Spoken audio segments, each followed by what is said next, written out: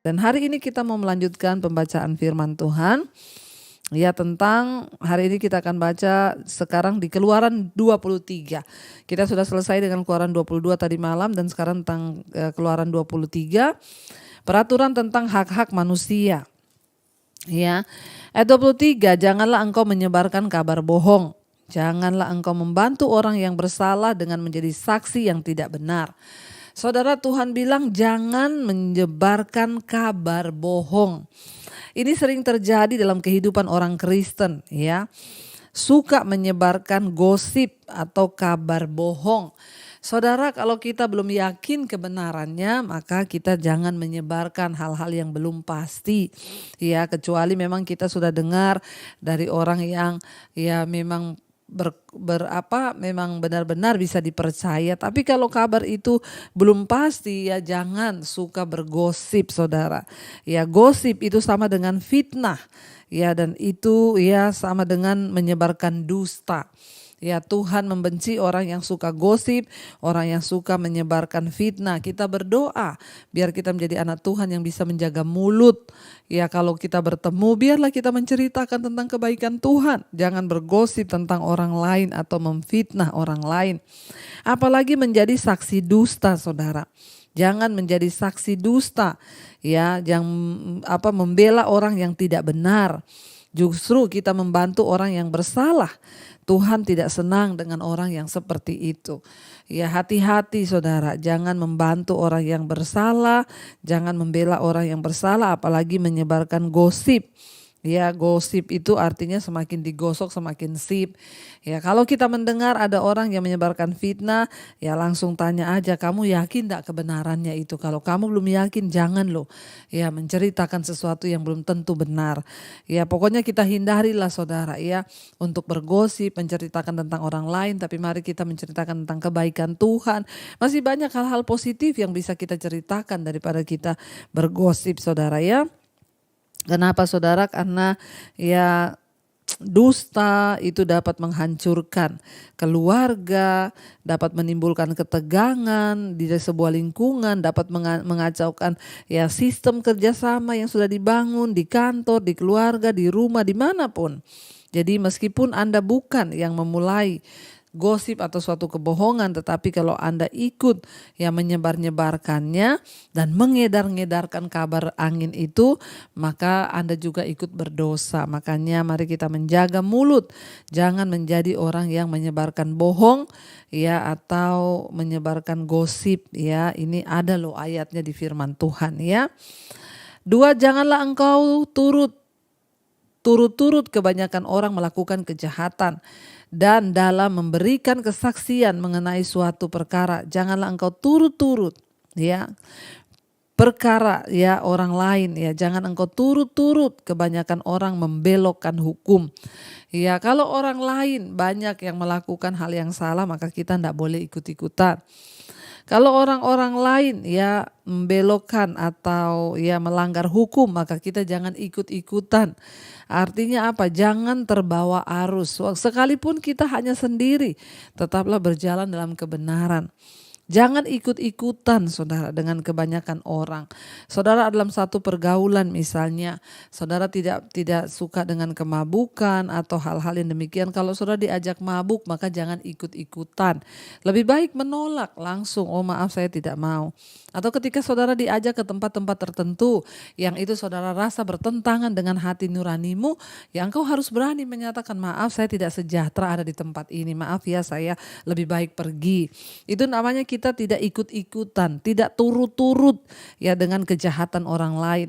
Jangan ikut-ikutan, orang lain bikin salah ya biarin saja ya. Kita jangan ikut-ikutan, jangan turut-turut ya apalagi melanggar hukum saudara. Jangan ikut-ikutan. Jadi saudara, keadilan seringkali diselewengkan untuk kepentingan orang-orang. banyak. Orang-orang yang memusuhi kita bukan artinya kita diajar untuk bermusuhan, saudara ya. Seperti saya terima ada konseling, Bu, bagaimana menghadapi tetangga yang aneh. Saya sudah baik, Bu, tapi dia tetap memusuhi saya. Nah, itu kan kita sebenarnya nggak pengen punya musuh, tetapi ya ada musuh. Ya saya pun demikian, ada orang-orang yang memusuhi saya. Walaupun saya tidak ingin bermusuhan dengan mereka, ya mungkin karena mereka iri, karena mereka ya tidak suka, ya akhirnya mereka memusuhi saya. Kita tidak ingin punya musuh, tetapi yang namanya musuh itu tetap ada.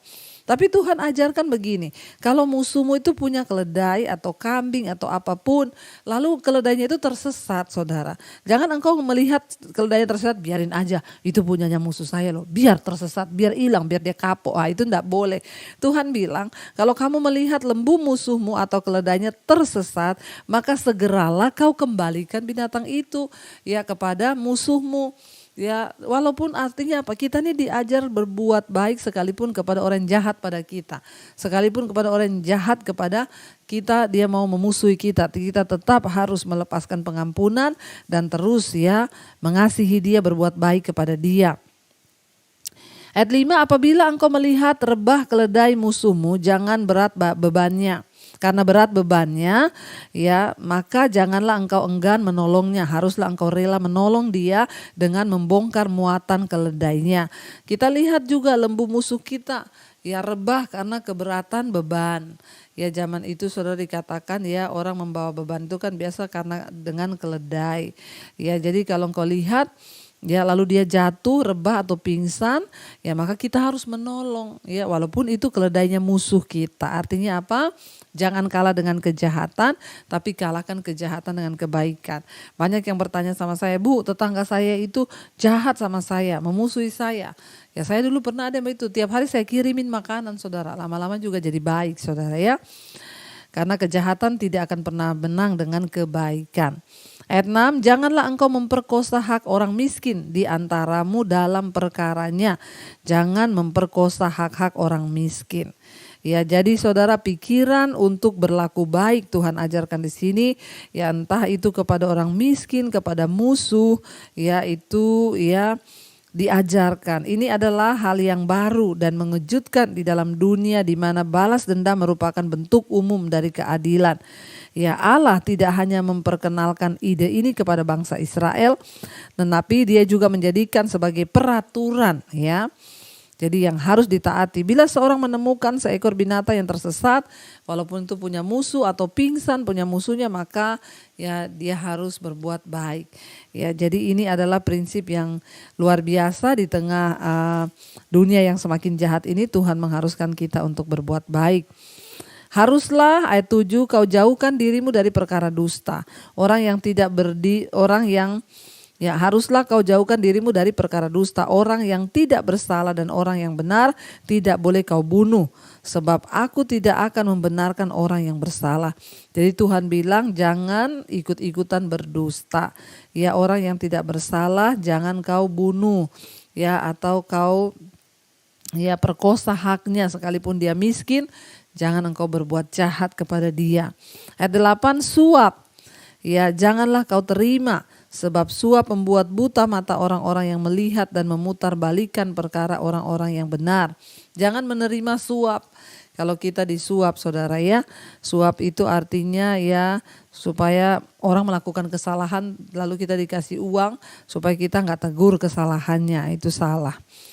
Ya, ayat yang ke-9, orang asing janganlah kamu tekan karena kamu sendiri telah mengenal keadaan jiwa orang asing, sebab kamu pun dahulu adalah orang asing di tanah Mesir.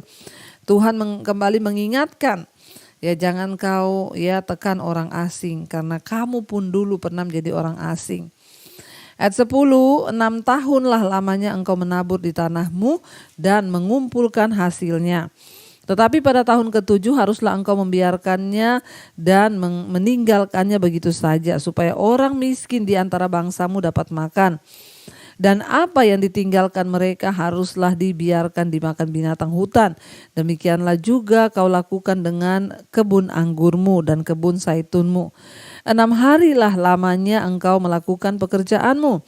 Tetapi pada hari ketujuh haruslah engkau berhenti, supaya lembu dan keledaimu tidak bekerja, dan supaya anak budakmu perempuan dan orang asing melepaskan lelah. Ayat 13, dalam segala hal yang kufirmankan kepadamu haruslah kamu berawas-awas. Nama Allah lain janganlah kamu panggil, janganlah nama itu kedengaran dari mulutmu. Jangan sampai kita memanggil Allah lain ya dari mulut kita. Tuhan sudah memperingatkan saudara ya. Tuhan mengingatkan ya supaya ya berjaga-jaga, jangan sampai ya kita berawas-awas, Tuhan bilang ya, untuk ya taat kepada firman Tuhan. Segala yang difirmankan haruslah benar-benar mereka lakukan. Kita juga semua belajar untuk melakukan firman. Ya saya percaya ada banyak nilai-nilai yang sudah kita dapatkan. Biarlah itu menjadi tanggung jawab kita untuk terus berpegang pada firman Tuhan dan berjalan di dalam kebenaran. Keluaran pasal 23 ayat yang ke-14. Firman Tuhan berkata di sana, peraturan tentang kebaktian dan hari-hari raya. Ayat yang ke-14, ya 3 kali setahun haruslah engkau mengadakan perayaan bagiku. Ayat 15, hari raya roti tidak beragi haruslah kau pelihara. 7 hari lamanya engkau harus makan roti yang tidak beragi, seperti yang telah kuperintahkan kepadamu pada waktu ditetapkan dalam bulan Abib. Sebab dalam bulan itulah engkau keluar dari Mesir, tetapi janganlah orang menghadap ke hadiratku dengan tangan hampa.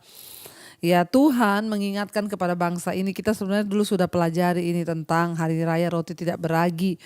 7 hari mereka harus makan roti yang tidak beragi ya, ketika mereka disuruh memperingati bagaimana Tuhan membawa mereka keluar dari tanah perbudakan di Mesir menuju ke tanah perjanjian.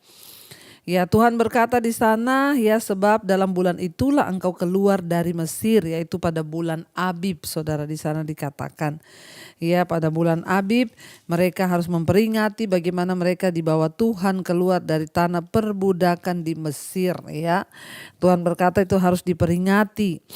Jadi tidak boleh makan roti yang beragi, tetapi mereka harus makan roti yang tidak beragi. Itu bicara tentang kemurnian. Dan ya Tuhan berkata, sebab dalam bulan itulah engkau menghadap ke hadiratku. Dalam bulan itulah engkau kubawa keluar dari tanah perbudakan di Mesir. Tetapi janganlah orang menghadap ke hadiratku dengan tangan hampa. Ya jadi Tuhan memperingatkan kita saudara, kalau kita datang ke hadirat Tuhan jangan dengan tangan hampa. Ya kita harus membawa persembahan kepada Tuhan. Entah itu persembahan pujian, ya persembahan apapun yang harus saudara bawa. Ya artinya dengan tangan hampa juga ya kita diingatkan untuk mari ya kita harus belajar menabur. Ketika kita datang ke hadirat Tuhan ya kita harus membawa sesuatu untuk kita persembahkan bagi Tuhan. Ya di rumah Tuhan ya jangan ada orang menghadap ke hadiratku dengan tangan yang hampa. Ya jadi untuk kita belajar memberi bagi Tuhan itu memang saudara ya, Tuhan tidak melihat jumlahnya tetapi sikap hati kita ya, belajar untuk memberi yang terbaik bagi Tuhan. Ayat yang ke-16, kau peliharalah juga hari raya menuai, yakni menuai buah bungaran dari hasil usahamu menabur di ladang. Demikian juga hari raya pengumpulan hasil pada akhir tahun. Apabila engkau mengumpulkan hasil usahamu dari ladang, 3 kali setahun semua orang, ya ayat 17, 3 kali setahun semua orangmu yang laki-laki harus menghadap ke hadirat Tuhanmu Allah, Tuhanmu Tuhan. Janganlah kau persembahkan darah korban sembelihan yang kepadaku beserta sesuatu yang beragi. Dan janganlah lemak korban hari rayaku bermalam sampai pagi.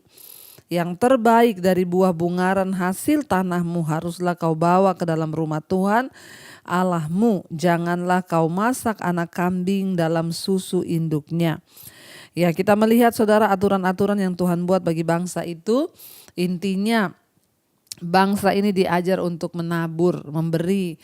Ketika mereka menuai, mereka panen, mengambil hasil panen, itu mereka harus belajar untuk mempersembahkan dan mengembalikan apa yang menjadi milik Tuhan. Iya, banyak yang bertanya kepada saya, Bu, apakah menabur itu harus? Apakah perpuluhan itu harus? Ya, saudara, sebenarnya itu adalah bagian dari latihan iman kita supaya kita ini tidak menjadi orang tamak. Ya, dan Tuhan bilang ujilah, maka Tuhan pasti akan memberkati setiap orang yang mau belajar untuk menabur. Bangsa ini diperingatkan Tuhan. Ya, 3 kali setahun mereka harus menghadap Tuhan, tidak dengan tangan hampa, tapi harus membawa ya hasil yang terbaik dari segala yang mereka panen, saudara ya. Ayat 20, janji dan teguran kepada Israel. Ayat 20, sesungguhnya aku mengutus seorang malaikat berjalan di depanmu untuk melindungi engkau di jalan dan untuk membawa engkau ke tempat yang telah kusediakan. Ya, Tuhan berkata, saudara, Tuhan mengirim malaikat ya untuk menyertai orang Israel. Kemanapun mereka pergi, ya Tuhan berkata, aku mengutus seorang malaikat berjalan di depanmu untuk melindungi engkau di jalan dan untuk membawa engkau ke tempat yang telah kusediakan. Tuhan bukan hanya Tuhan yang memanggil mereka telah menyediakan tempat, tetapi Dia bertanggung jawab. Tuhan mengirim malaikat berjalan di depan bangsa itu untuk menuntun mereka masuk ke tempat yang sudah Tuhan sediakan. Saudara, percayalah di dalam hidup kita pun Tuhan punya rencana atas kehidupan kita semua. Tuhan punya rencana atas kehidupan keluarga kita. Bagi anak-anak muda, Tuhan punya rencana atas masa mudamu. Jodoh yang terbaik Tuhan sudah sediakan. Tetapi jangan engkau melangkah dengan kekuatan dan hikmatmu sendiri. Mintalah tuntunan Tuhan ya. Karena Tuhan selalu menyediakan tuntunannya. Ya, bangsa Israel dituntun oleh malaikat untuk masuk ke tanah yang Tuhan sudah sediakan. Tuhan sudah memberikan kepada kita rencana yang mulia, kehendaknya yang mulia, dan karena itu Dia juga menjadi Allah yang bertanggung jawab untuk membawa dan menuntun kita kepada rencananya itu. Dia tidak akan membiarkan kita berjalan sendiri, saudara. Ya, siapakah malaikat ini yang berjalan bersama dengan orang Israel, saudara ya? Kemungkinan besar malaikat ini adalah perwujudan dari penyertaan Allah ya. Allah tidak hadir dalam diri ya manusia secara pada umumnya, tetapi Tuhan memakai malaikatnya ya. Dengan cara ini malaikat-malaikat itu adalah utusan Allah yang diciptakan oleh Allah ya. Dikatakan saudara, Allah itu memilih ya untuk memperkenalkan dirinya dengan cara khusus ya, untuk suatu tujuan khusus kepada manusia. Ya, jadi penyertaan malaikat itu sama dengan penyertaan Allah, saudara. Allah berada di dalam diri ya setiap kita, saudara. Dia mengirim dan mengutus malaikatnya. Itu malaikat ditugaskan sepenuhnya untuk melakukan hanya kehendak Tuhan. Ya, seperti halnya Tuhan memberikan kepada bangsa itu tiang awan dan tiang api. Ya, itu juga adalah salah satu penyertaan Tuhan bagi bangsa itu. Dan kita harus mengerti bahwa ya salah satu sifat Allah yang sangat luar biasa itu adalah Dia adalah Allah yang menyertai. Ketika kita hidup sungguh-sungguh dalam kebenaran, ketika kita sungguh-sungguh hidup menjadi hamba Tuhan. Siapa hamba Tuhan? Bukan pendeta. Hamba Tuhan adalah orang-orang yang taat kepada Tuhan. Maka penyertaan Tuhan itu ada atas setiap saudara dan saya. Ya, dikatakan di sana, saudara, ya Tuhan itu memberi malaikatnya kepada bangsa itu. Dia menyediakan untuk menuntun mereka ke satu tanah tempat yang sudah Tuhan sediakan. 21, jagalah dirimu di hadapannya dan dengarkanlah perkataannya. Janganlah engkau mendurhaka kepadanya, sebab pelanggaranmu tidak akan diampuninya. Sebab namaku ada di dalam dia, ada dalam malaikat itu. Tuhan berpesan, jangan sekali-kali engkau membantah Dia, turuti apa yang Dia suruh, karena itu perkataannya malaikat itu sama juga dengan perkataan Allah sendiri. Karena Tuhan berkata di sana, ya semua perkataanku itu ada di dalam malaikat itu, saudara. Sebab namaku ada di dalam malaikat itu. Jadi malaikat itu adalah lambang dan tanda dari penyertaan Tuhan bagi kehidupan manusia. Tetapi jika engkau sungguh-sungguh mendengarkan perkataannya dan melakukan segala yang kufirmankan, maka aku akan memusuhi musuhmu dan melawan lawanmu. Makanya saudara, firman Tuhan tuh berkata, kita ini tidak perlu susah-susah balas dendam sama orang. Ya cukup kita ini hidup takut akan Tuhan. Maka Tuhan berkata, musuh-musuhmu itu akan aku taklukkan di bawah kakiku. Bayangkan ayat ini berkata, yang terpenting adalah apa Tuhan bilang ayat 22, tetapi jika engkau sungguh-sungguh mendengarkan perkataannya, perkataan malaikat itu, yaitu perkataan firman Tuhan, maka aku akan memusuhi musuh-musuhmu dan melawan lawanmu. Artinya apa? Tuhan akan menjadi benteng kita, Tuhan akan menjadi pembela kita. Tidak perlu kita balas dendam kepada orang yang membenci kita, nggak perlu kita ya kepahitan atau mau balas dendam kepada orang yang berbuat jahat kepada kita. Saat kita taat kepada Tuhan, ya maka orang itu akan berurusan dengan Tuhan, saudara. Makanya dulu saya mengalami orang berusaha menjatuhkan saya, memfitnah saya, mencoba menghancurkan pelayanan saya. Ketika saya mendengar orang cerita, Bu, ya dia berkata tentang ibu gini-gini, saya cuma bilang begini, ya saya ini melayani Tuhan, ya kalau Tuhan angkat saya seperti ini itu berarti kan itu tangan Tuhan. Jadi kalau ada orang yang ingin menjatuhkan saya, berarti dia berurusan dengan Tuhan, bukan berurusan dengan saya. Mari kita punya pemahaman yang begitu, saudara. Nggak usah menggubris orang yang kepahitan sama kita. Tuhan bilang loh, kalau engkau sungguh-sungguh mendengarkan perkataan firman Tuhan, maka musuhmu akan menjadi musuhku, kata Tuhan. Wow, Tuhan bilang orang yang melawan engkau akan melawan Tuhan, sama saja. Jadi orang-orang disertai Tuhan, orang-orang hidup takut akan Tuhan, ya ketika orang melakukan kejahatan kepada kita, ya Tuhan yang akan berurusan dengan mereka. Bukan bagian kita kepahitan, menyumpahi mereka, tidak usah saudara. Ya sebaliknya kita mendoakan mereka supaya mereka bertobat. Lalu dikatakan ayat 23, sebab malaikatku akan berjalan di depanmu dan membawa engkau kepada orang Amori, orang Het, orang Feris, orang Kanaan, orang Hewi dan orang Yebus, dan aku akan melenyapkan mereka. Ya sekalipun bangsa ini melewati negeri musuh-musuh mereka, yaitu siapa? Orang Amori, orang Het, orang Feris, orang Kanaan, orang Hewi, orang Yebus. Tapi Tuhan bilang, aku yang akan melenyapkan mereka. Sebab malaikat Tuhan berjalan di depan orang yang diurapinya, saudara. Jadi bagian kita taat terus kepada Tuhan. Ayat 24. Janganlah engkau sujud menyembah kepada Allah mereka atau beribadah kepadanya, dan janganlah engkau meniru perbuatan mereka. Tetapi haruslah engkau memusnahkan sama sekali patung-patung berhala buatan mereka, dan tugu-tugu berhala mereka haruslah kau remukkan sama sekali. Ya Tuhan bilang jangan tiru semua kejahatan yang mereka buat. Bagian kita terus berjalan dalam kebenaran. Jangan meniru yang jahat. Jangan meniru sesuatu yang buruk. Tapi biar kita mau terus melakukan firman. Ayat 25. Ya, tetapi kamu harus beribadah kepada Tuhan Allahmu, maka Ia akan memberkati roti makananmu dan air minumanmu.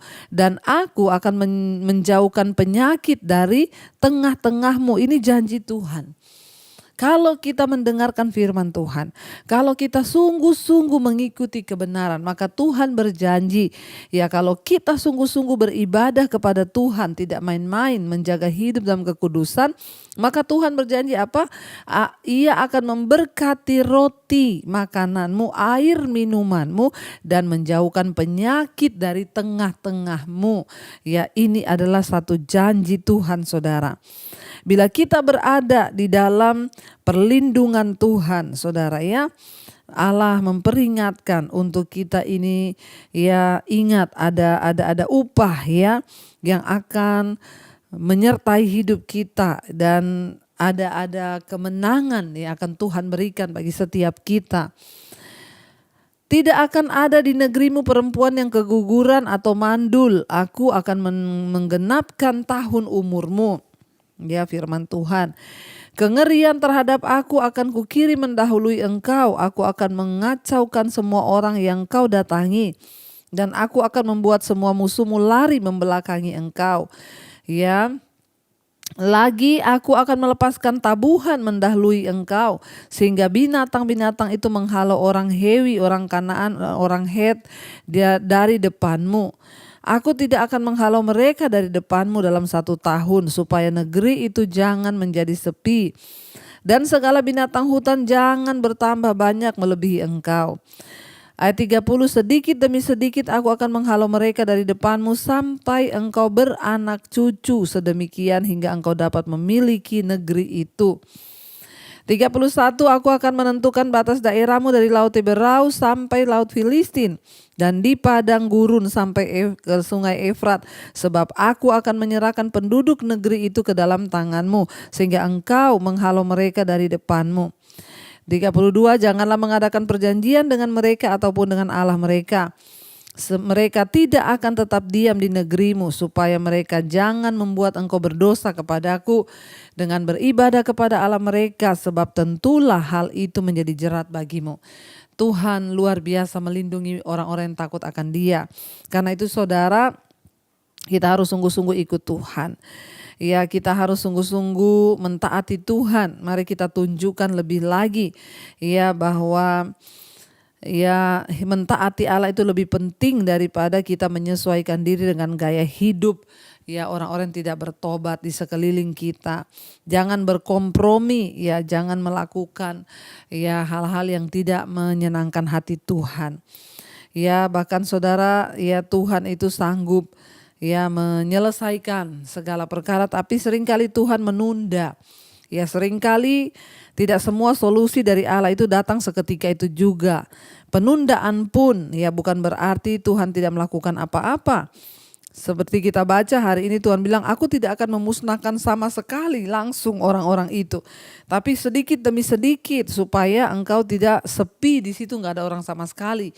Tapi ya pelan-pelan aku akan ya membalaskan murkaku kepada mereka sehingga engkau akan berkembang biak sampai engkau akhirnya dan seluruh keturunanmu akan memiliki negeri itu, saudara. Ya, ingat Tuhan membenci kejahatan, tapi Tuhan mencintai kebenaran. Dan Allah terus memperingatkan bangsa itu untuk menghindari agama palsu. Ya, dan Allah-Allah yang palsu. Di Mesir mereka telah dikelilingi oleh berbagai dewa dan tukang-tukang sihir. Namun dengan meninggalkan negeri itu bukan berarti mereka akan bebas dari pengaruh agama kafir. Ya, dan tanah Kanaan juga sama dipenuhi oleh ya penyembahan berhala. Namun Tuhan mengetahui bahwa umatnya membutuhkan kekuatan dari Tuhan, sebab itu Tuhan melenyapkan semua berhala-berhala itu. Saudara, saya percaya kita mendapat banyak pelajaran malam ini dari firman ini. Biarlah hidup kita mau terus sungguh-sungguh di hadapan Tuhan. Mari kita renungkan firman ini. Terima kasih Tuhan, kami mengucap syukur buat hari ini Tuhan mengajarkan kepada kami untuk bagaimana kami hidup mengiring Tuhan, sungguh-sungguh mengandalkan Tuhan. Bahkan Engkau akan menghalau musuh-musuh kami. Karena itu kami tidak perlu dendam atau sakit hati kepada orang yang berbuat jahat kepada kami, sebab orang yang takut akan Tuhan, maka Tuhan sendiri akan menghalau musuh-musuh mereka. Terima kasih Bapa, teguhkan setiap kami untuk terus mengandalkan Engkau berjalan dalam jalan-jalan. Memberkati setiap keluarga demi keluarga, rumah tangga. Biarlah terus menjadi imam yang benar, suami-suami, istri menjadi penolong, anak-anak juga hidup takut Tuhan. Kami bawa seluruh keluarga kami untuk sungguh-sungguh menghormati Tuhan, berjalan di dalam kekudusan-Mu ya Bapa. Kami mengangkat hati dan tangan kami untuk menerima berkat Tuhan. Terimalah kiranya berkat dari Allah Bapa, cinta kasih Tuhan Yesus Kristus, penyertaan Allah Roh Kudus, menyertai hidupmu mulai hari ini bahkan sampai kali yang kedua. Tuhan Yesus datang menjemput kita, nama kita tercatat di dalam kitab kehidupan. Dalam nama Tuhan Yesus yang percaya diberkati Tuhan, katakan bersama, amin, amin, amin. Tuhan Yesus memberkati, shalom dan Immanuel.